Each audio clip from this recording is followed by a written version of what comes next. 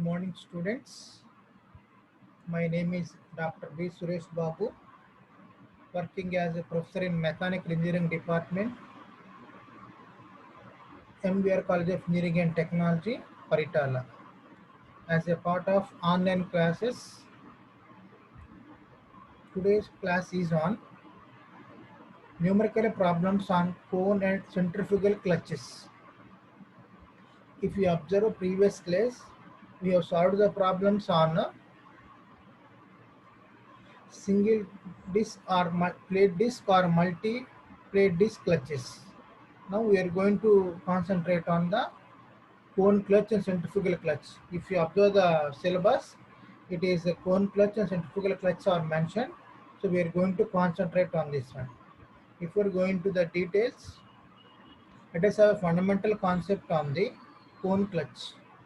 So the picture what you are visualizing is a cone clutch, how it looks. If you observe this one as a fundamentally clutch is a element between the driving shaft and the driven shaft. So this is the driven shaft, this is the driving shaft. That means here we are going to have a engine will be there. Engine is going to be coupled to the driving shaft. And if you observe here, this is the lining. The pink color one is going to be called as the lining. So friction lining is going to exist. So by the application of pedal pressure on the clutch, the clutch in is contact with the driving shaft, and by removing that one it will be detached. So this is how the construction of the cone clutch is going to be will be seen practically. This is the driven shaft. So from here onwards we are going to have a number of transmission systems. That means here a gearbox will be there, thereby shaft will be there.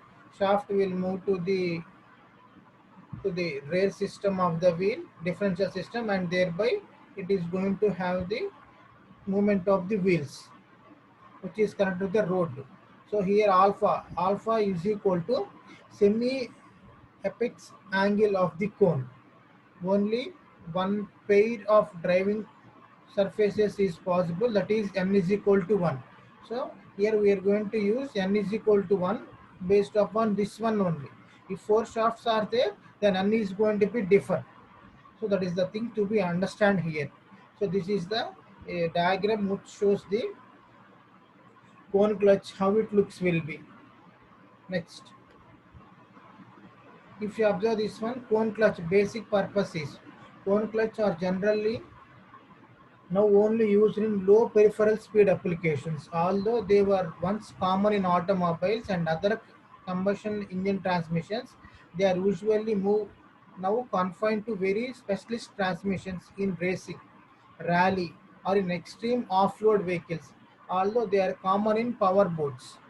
That means what it understand is for low-level applications, cone clutches are used nowadays, because as the number of research is going on clutches, so they are going for innovative methods and efficiency methods to improve the performance of automobiles.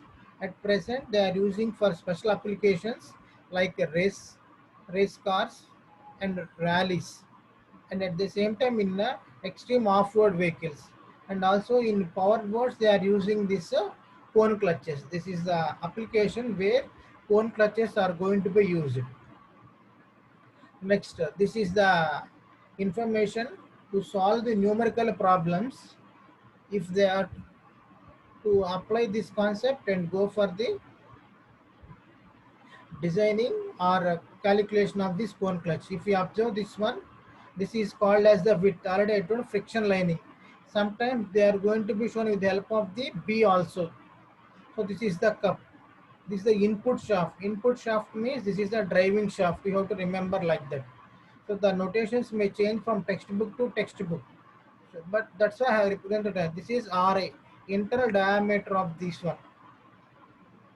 Next, DFN, dr by sin alpha. P is the pressure applied like this by application of the pedal force multiplication of the force on the pedal. This is the cone.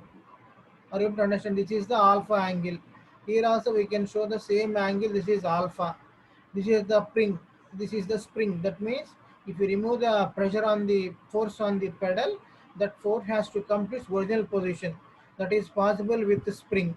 Next, this is a output shaft. Output shaft means this is the driven shaft, and this R0 is going to be the outside diameter, the outside radius. If you simplify, it is going to be driving shaft. This is going to be driven shaft radius. D is the total distance from the friction lining to the bottom portion of the friction lining. So contact surfaces are in the form of a cone. That's the feature. Normal force on contact surface is more torque is transmitted. Alpha semi-angle cone. W is the width of cone. So sin alpha is equal to R outer diameter minus outer radius minus inner radius by load acting on that one W. How the will load? If you observe this previous one, load will be acting in this manner. So this is the load. W is going to be load acting like that.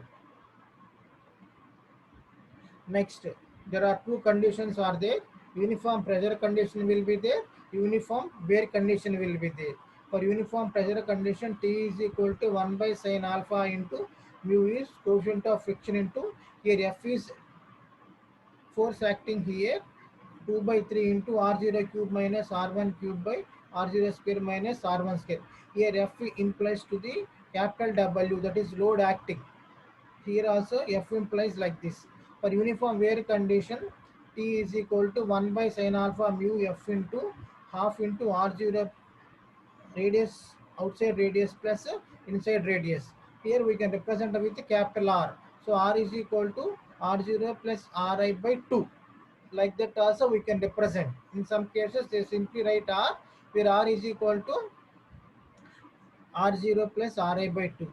So whatever the case, you have to write that one. That's why I have represented.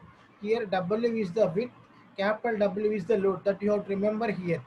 Here sin alpha is equal to width here, whatever we represented. Here capital W means it represents the load here.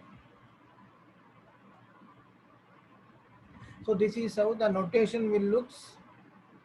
If you observe, Pn is the intensity of pressure with which the together, that is normal pressure between the contact surfaces. R1 and R2 is outer and inner radius of friction surfaces respectively. R is the mean radius of the friction surface. R1 plus R2 by 2. Alpha is the semi angle of cone, that is also called as a face angle. That means semi angle of cone is also called as a face angle or angle of friction surface with the axis of the clutch. Mu is coefficient of friction between contact surfaces, and B is the width of contact surfaces, also known as the face width or clutch. So this in the previous case, this is represented with a small w. That you have to remember that one. R already mean radius is equal to capital R0 plus RA by 2. So in formulas may differ from textbook to textbook in terms of notation. That's you have to represent, that you have to remember. N is equal to intensity of pressure with the together the normal force between the contact surfaces. Let us solve the problems on cone clutch first. The contact surfaces in a cone clutch have an effective diameter of 75 mm. The semi angle of the cone clutch is 15 degrees. That is alpha is 15 degrees. The coefficient of friction is 0.3. Find the torque required produced slipping of the clutch if an axial applied, the axial force applied is 180 newtons. This clutch is employed to connect an electric motor running uniformly at a 1000 rpm with a flywheel, which is initially stationary. The flywheel has a mass of 13.5 kg and its radius of gyration is 150 mm. So I value they have given it is 150 mm. Next, calculate the time required for the flywheel to attain full speed, and also the energy lost while the slipping of the clutch. If so, this is the, so what we have to find out, we have to first find the axial force applied is 180 newtons. Find the torque transmitted. Torque is equal to, formula is, it is represented, torque is equal to mu into W into R into cosecant alpha. Means 1 by sin alpha means we can represent it with R cosecant alpha. R is equal to outer radius plus inner radius by 2. Mu is coefficient of friction. W is going to be the load acting on, that is force acting on the clutch. So diameter is given, convert it into radius. Here they have not given any outer radius and inner radius. They have clearly given that it is effective diameter is 75. That means inside minus outside diameter, outside minus inside diameter is 75. So convert this into mm, and it is converted into mm is given. We have converted into meters. Alpha is equal to 15 degrees, mu is equal to 0.3, W is equal to 180. Spring NF RPM is going to be 1000 RPM. Next, WF is equal to, that is angular speed of the is equal to 2 pi into 1000 by, because it is a motor is running at 1000 RPM. So 2 pi into 1000 by 60. So mass is given as how much? 13.5 wheel mass is 13.5 kg. So K, radius of gyration, is given as 150 mm. So convert it into meters. So torque T is equal to mu, that is 0.3. Load acting is, it is in terms of kgs means 13.5 kg. R, it is given in terms of meters, 0.0375 meters. Cosecant alpha, alpha angle is going to be given as 15 degrees. So thereby it is 1.8 Newton meter. So we have obtained the first value. Then what we have to find, it is given in that, calculate the time required for the flywheel to attain the full speed. So we have to find the time. Next one is, and also energy lost. So if you observe time required for the flywheel to attain the full speed, that means motor is running and it should be coupled with the flywheel. Flywheel has a mass is there, 13.5. When, how much time it will require? If we observe the formula, moment of inertia of the flywheel is given by mk square. M we know, K we know. Therefore, moment of inertia is equal to 13.5 into 0.15 square. So we have obtained 0.304 kg per meter square. Next, torque is equal to, torque is equal to IF, moment of inertia, into alpha F. So what is alpha F? If you observe, alpha F is the angular acceleration of the flywheel in radians per second. So that is 7, torque is 7.8 IF into alpha F. So we have to find out alpha F only. So alpha F can is, out of all this one, only alpha F is unknown. Then alpha F is equal to 7.3 into 0.304, that is 25.6 radians per second. The angular speed of the flywheel WF is equal to 104.7 is equal to alpha F into TF. So angular speed of a flywheel is given by this one. Out of this one, T is unknown because alpha F we have found out here. That is the 4.1 seconds. So time required to find the, to attain the speed of full speed of the flywheel is 4.1 second. So second point we have found. What is that one? Calculate the time required for the flywheel to attain full speed. To attain full speed, this is the time, that is 4.1 seconds. Next,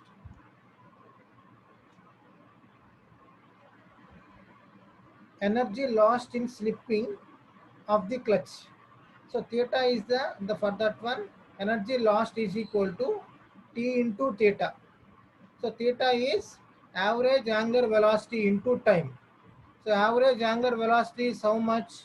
It is given as half into Wf into Tf. That is Wf is equal to 104.7 into time required is 4.1, that is 214.6 radians. That is the angle. So energy lost is equal to torque into theta. You know the torque value you have found out. Then substitute in torque and theta in terms of radians. That is 1674 Newton meter. So in this way, we can able to find the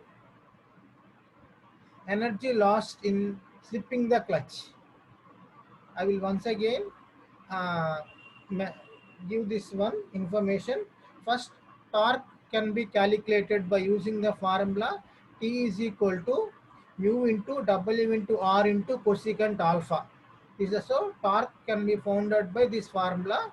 So as there is not mentioned outside inside radiuses, so you can directly use R. Then the formula is how to find the time. Time is related with torque T into If into alpha. So If is moment of inertia of the flywheel, alpha is the angular speed of the flywheel. So we know that angular speed omega alpha f is we that has to be found out. Moment of inertia we found out, and torque we have found out. Next, angular speed of the flywheel. Angular speed of the flywheel. What is the angular speed of the flywheel? It is angular speed of the flywheel W. They have given as 1000 RPM. So that means omega is equal to 2 pi n by 60. N is the 1000 value. Thereby we have found out already this one. So this is angular velocity is found here. That is omega is equal to 2 pi n by 6, that is 104.7. So based upon that relation, we can able to find this.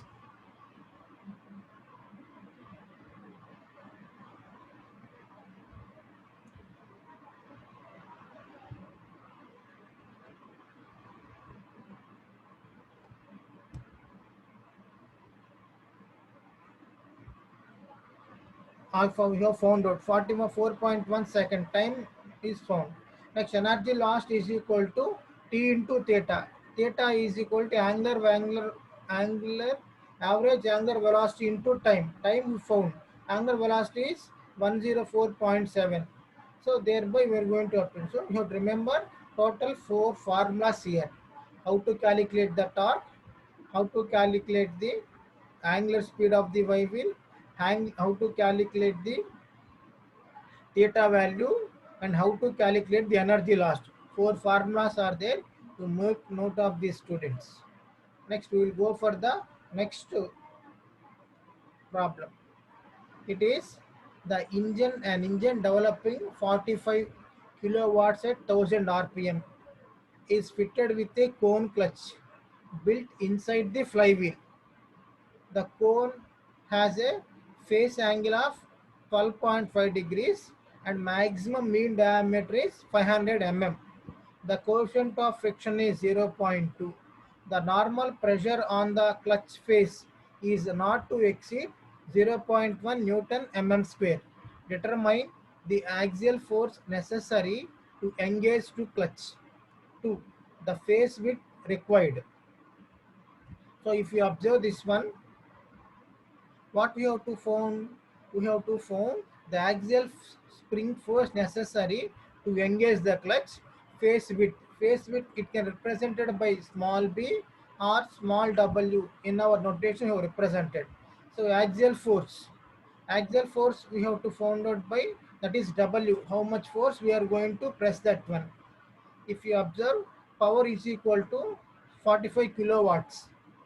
So we know that P is equal to power developed is equal to torque into angular speed. So torque is given how much? Torque has to be found. That is the thing here. So power is equal to 25 into 10 cube into 2. Omega is given as, speed is given as 100,000 RPM. Thereby T is equal to 430 Newton meter. So torque developed by the clutch T is equal to T into mu into Wn into R, where W is the spring force necessary. So torque we have found, mu is given as 0.2, R radius is given as 500 mm. So the maximum mean diameter is 500 mm. You convert it into radius. Thereby we are going to get 25. So use that value in meters. Thereby 0.05 into Wn. So Wn is equal to 430 by 0.0, that is 8600 newtons. Next, axial spring force to engage the clutch. The axial spring necessary to engage the clutch we need spring force, that is W is equal to load, that is total into sin alpha plus mu into cos alpha. So sin alpha is 12.5 degrees angle. So sin 12.5 plus 0.2 into cos 12.5 degrees, thereby 3540 newtons. Phase width required. B is equal to phase width required. We know that normal load acting on the friction surface, that is Wn is equal to Pn into 2 pi into Rb. That means the total area you have to calculate means circumference into width B. So W 8600, that is Wn is into Pn, pressure acting. We have to find the phase width. B has to be founded. What is the P value? Pn is equal to 0.1, because it is given as it should not to exceed, the normal pressure should not to exceed 0.1. So you substitute 0.1 into 2 into pi is 3.14 into radius is given as 250 mm. As diameter is given as 500, you have gone for 250 mm into B. Out of all this one, B is the unknown one. It is 54.7 mm. So like this you have to calculate. So in the previous problem, it is asked to find the 4 parameters. The 4 parameters are include to time we have to found, angular speed we have to found, and angular speed of the flywheel we have found, and we have found the axial force. Here what we have to found, here we have to find the axial force necessary and the width of the cone clutch, that is brake lining width we have to found, that is represented with B or sometimes W based upon the notations. You have the so torque is power is equal to T into W. That is the first formula to remember here. Second, torque developed by the clutch, T is equal to mu into W1 into R. This is the second form you have to remember. Next, axial spring force means it is W into sum of the cone angle plus friction. That is W is E is equal to W1 into sin alpha plus mu into cos alpha. So for calculating the B, that is phase width, the torque is equal to T is equal to Pn into circum 2 pi R into B, and thereby we can able to obtain the B, that is circumference. Torque is equal to circumference of that into width into pressure acting on that one. Thereby we have completed this one. Next, a conical friction clutch is used to transmit 90 kilowatt at 1500 rpm. The cone angle is, the semi cone angle is 20 degrees and the coefficient of friction is 0.2. The mean diameter of the bearing surface is 375 mm and the intensity of the pressure is not to exceed 0.25 Newton mm square. Find the dimensions of the conical bearing surface and the axial load required. So here what they have to dimensions of the conical bearing surface. They have given the mean diameter, that is R1, R2, external diameter of bearing surface. B is the width of the bearing surface. T is the torque transmitted. Here power is given. P is equal to power. P is equal to torque into omega. So T can be found because Omega is directly given as how many RPM? It is rotating at 1500 RPM. So we have found out that one. Next, so torque is going to be 577 into 10 Newton into mm. 10 Newton mm. So this we have found. So next, what for dimensions of the conical bearing surface and axial load required. Next, we will go for this one. So torque transmitted T is equal to 2 pi mu Pn into R square into B. Thereby we know torque transmitted is this one, 2 pi mu. We know Pn is 0.25, R is 187.5 square into B. B width we have to found out because mean radius is given as already in the problem they have given, it is given as the mean diameter is 375. So if you made into half, we can able to get 187.5 square. Thereby we are going to B can be found here. B is equal to 577 into 10 cube B by 11. So this is the form you have to remember. If you observe the previous one Pn into 2 pi R into B. If you observe this one here, 2 pi mu into pi n into R square into B. So there is a difference here because here coefficient of friction we are going to include it here. Thereby the relation is changed here. Friction is not added. If we are adding that one normal load, then that also should be considered here. So remember the difference here. R square is written, here you have not written. Next. Thereby next we know that R1 plus R2 is equal to 2R. Next, R1 minus R2 is equal to B sin alpha. That is 52.2 sin 20 degrees is equal to 18 mm. From equations 1 and 2, you can find R1 and R2. Then axial load acting is equal to PR2 is equal to constant. Because they have given minimum load and maximum load.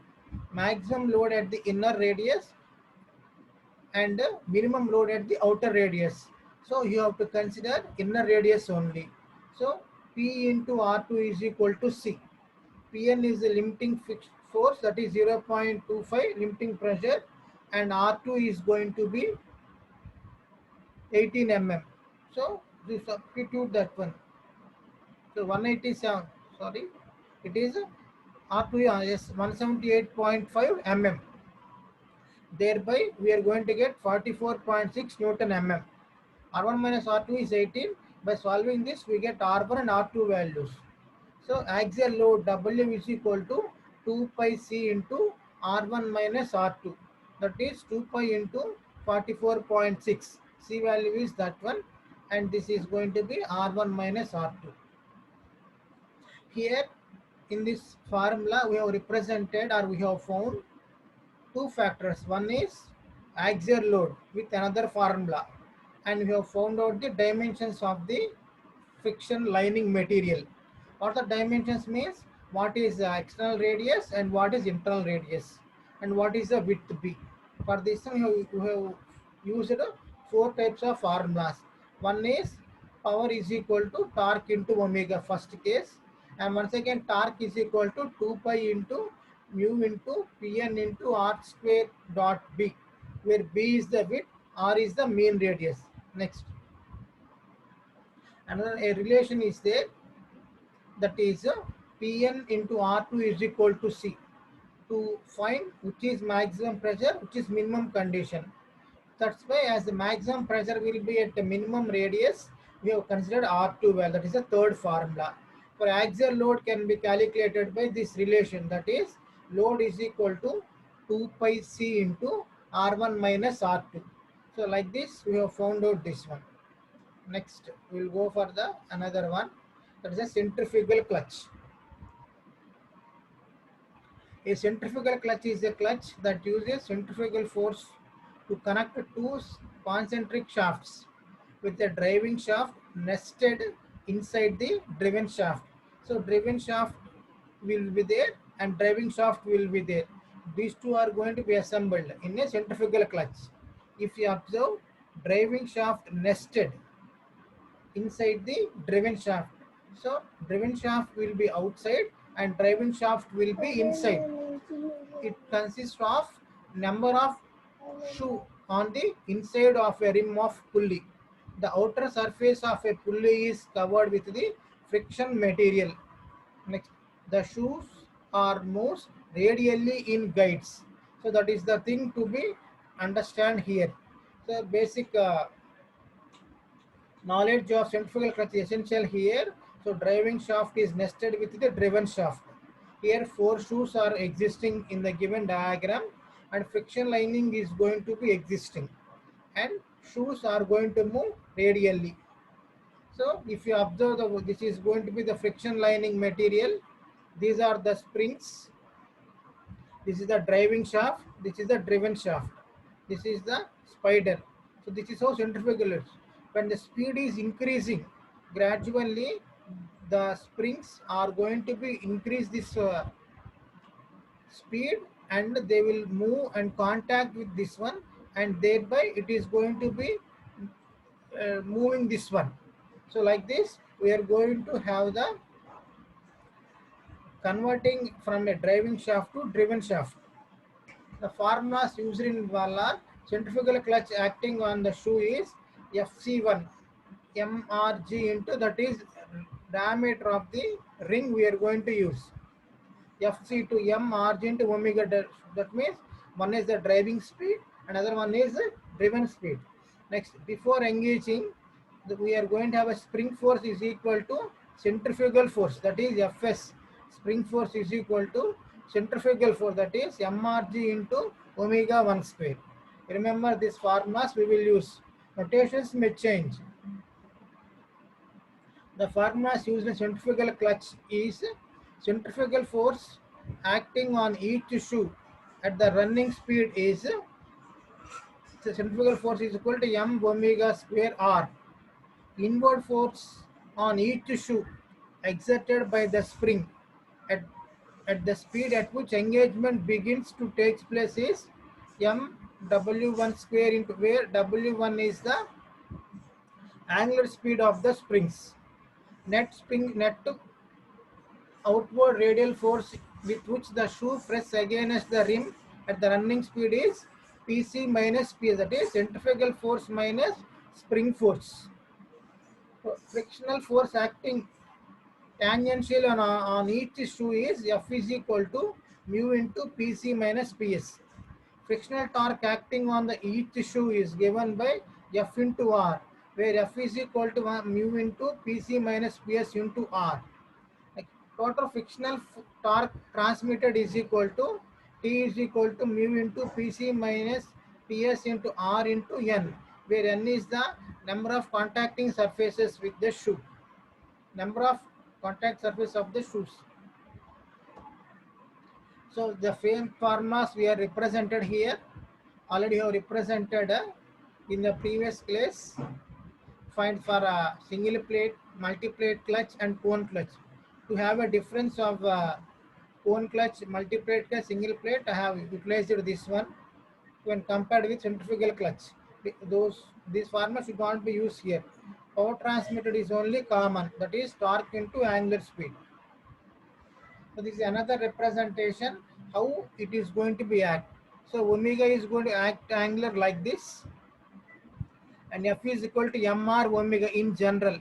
Here spring rotation will be there, centrifugal spring rotation will be there. At the beginning these are going to be constant. After engaging these are going to be differ. If you see the formulas of this one, those are differing here. That is FC1 is going differing with Fs. If there is in a before contact, they are going to be common. After contacting, they differ. But if you observe this formula, they have given only one formula to show that it is in static state. Both are one and the same. This is the driving shaft. This is the driven shaft. Angular speed. Total frictional torque is equal to N into mu into R into F minus P. That means P is the spring force. F is the centrifugal action. I think I am clear with these formulas. Then we will go for the further to solve the problems in centrifugal clutch. I will read out. A centrifugal clutch has four shoes which slide radially in a spider key weights. The driving shaft and make a contact with the internal cylinder surface of a rim keyed to the drum shaft. When the clutch is at rest, each shoe is pulled against a stop by a spring as to leave the clearance of 5 mm between the shoe and the rim. The pull exerted by the spring is then 500 newtons. The mass center of the shoe is 160 mm and the axis from the axis of the clutch. If the internal diameter of the rim is 400 mm, the mass of each shoe is 8 kg, the stiffness of each spring is 50 Newton meter, and the coefficient of the friction between the shoe and the rim is 0.3. Find the power transmitted by the clutch at 500 rpm. If you observe, ultimately we need a power transmitted by the clutch.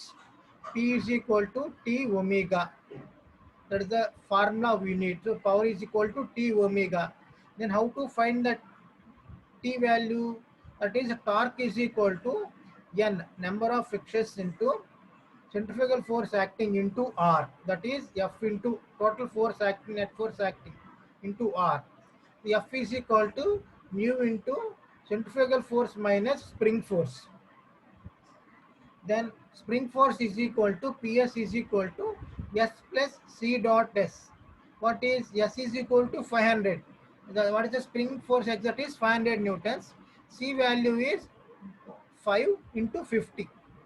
What is the C value? It is the clearance between the brake drum to the brake lining material. This clutch surface to the brake lining material, it is given as 5 mm.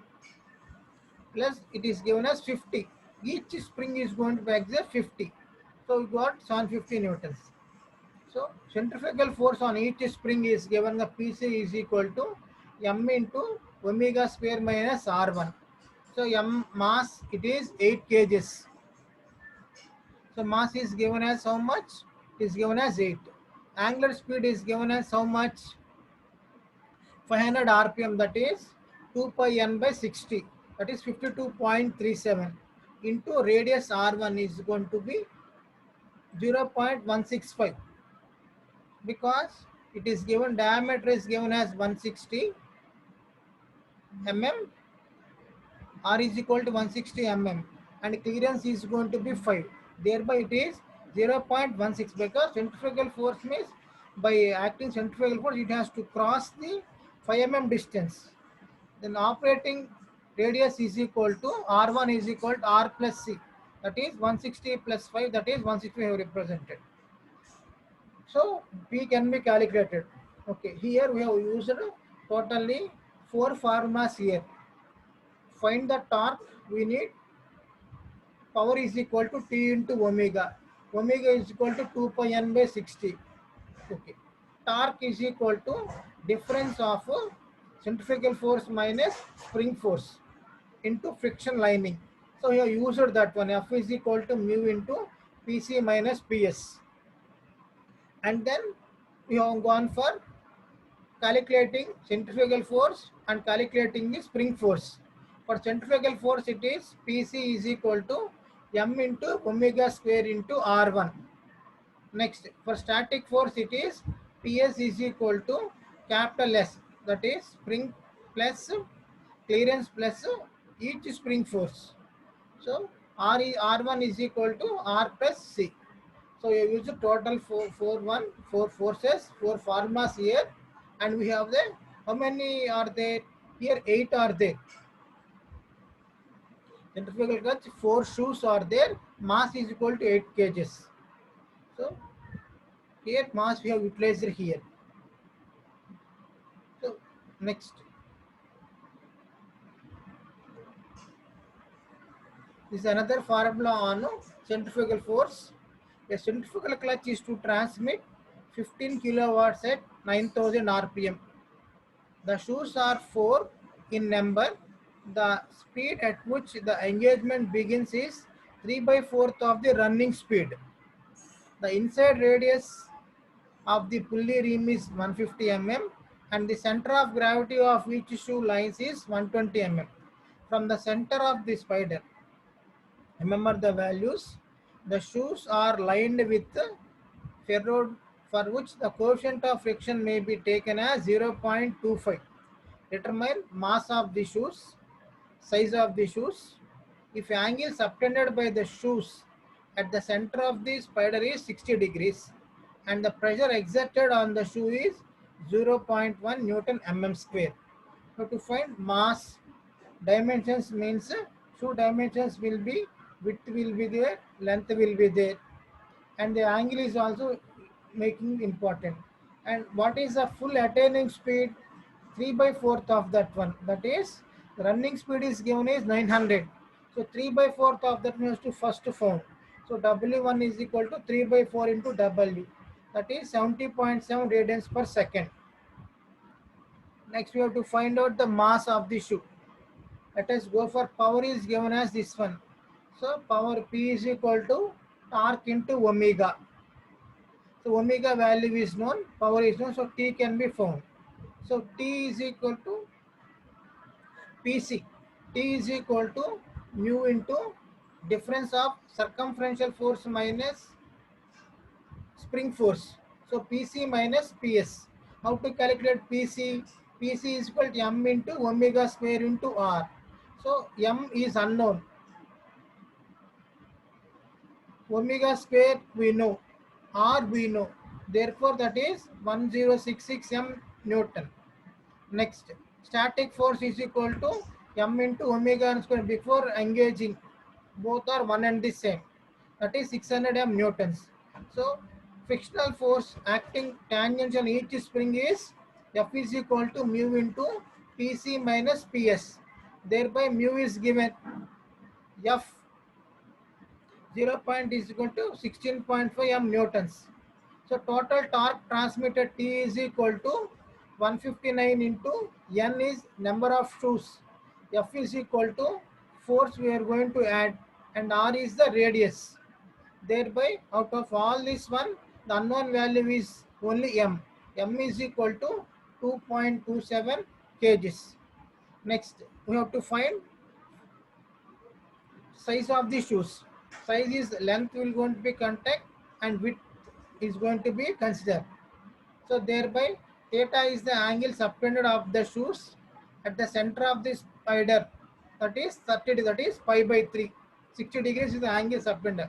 Pressure exerted on the shoe is equal to, it is 0.1 Newton per mm square. We know that L is equal to theta into R. So that represented pi by 3 into R, we know that is 150, thereby 157.1 mm. So we can obtain L. LBP is equal to PC minus PS. Why? Because volume is equal to L into B, area into pressure exerted on that one.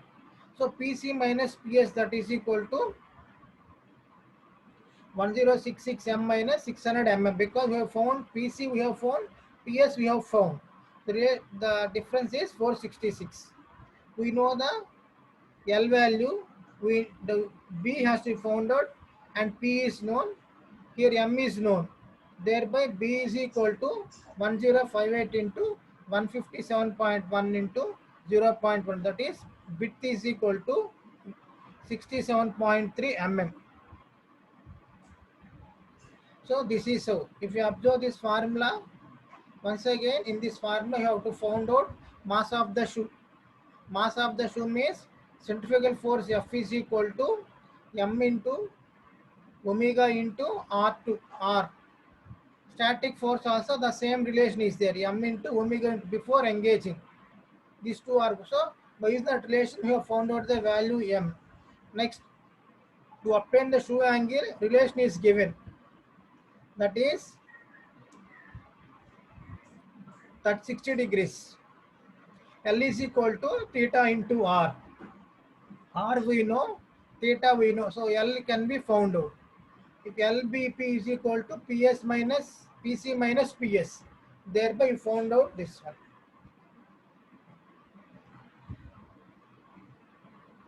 So in this class, before closing, we have found two types of problems. One is on cone clutch, second is on centrifugal clutch.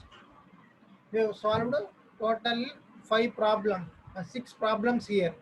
One is dimensioning of the lining, finding the axial forces, finding the width of the materials, and finding the axial load, and finding the power, finding the torque. Okay. The complete notes is available in Google Classroom code 4FW5XEK.